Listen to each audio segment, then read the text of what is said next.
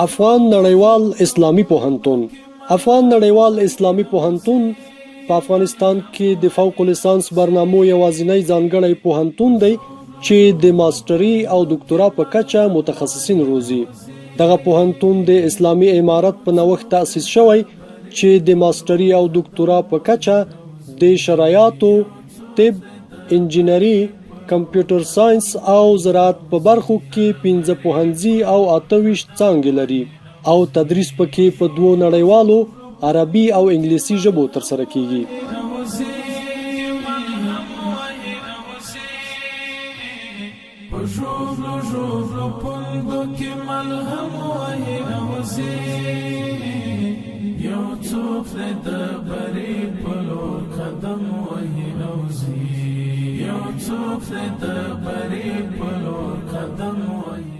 افغان نړیوال اسلامي پوهنتون په طب پوهنځي کې د نرسنګ او طبي ټکنالوژي ماستري، مایکروبیولوژي او عامه روغتیا څانګو کې د ماستري او دکتورا برنامې لري. په انجینری پوهنځي کې د قانونو را ایستلو انجینری او مدیریت کې ماستري او د سټرکچر انجینری او صنعتي انجینری په څانګو کې د ماستري او دکتورا برنامې لري. همداراز د شرایطو پوهنځي په اسلامي بانکداري، قضا او شرعي سیاست او فقه او قانون څانګو کې د ماستري او دکتورا برنامې او په کمپیوټر ساينس پوهنځي کې د مصنوعي ځیرکتیا او سافټویر انجینری کې د ماستري او دکتورا برنامې لري.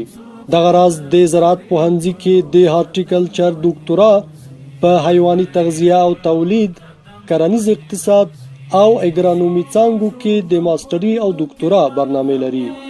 موسی منحوسي ژبې د بلعم وهي اوزي، موسی منحوسي ژبې د بلعم وهي اوزي، یو څوک د بری په لور قدم وهي اوزي.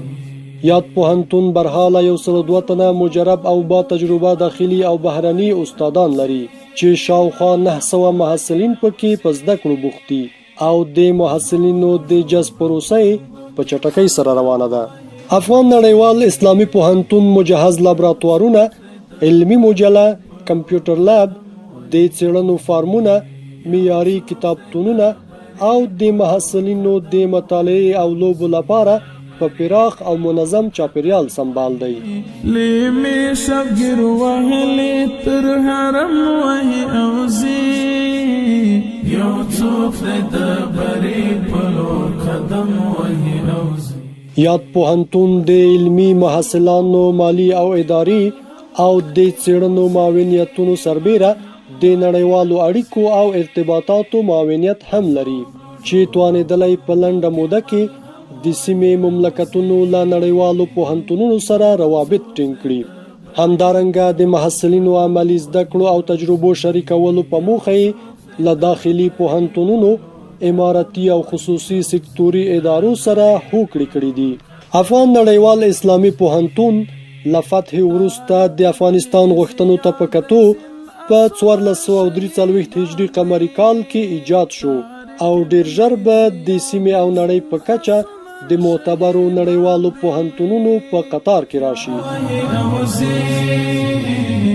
یو څوک د بری په لور قدم وهي.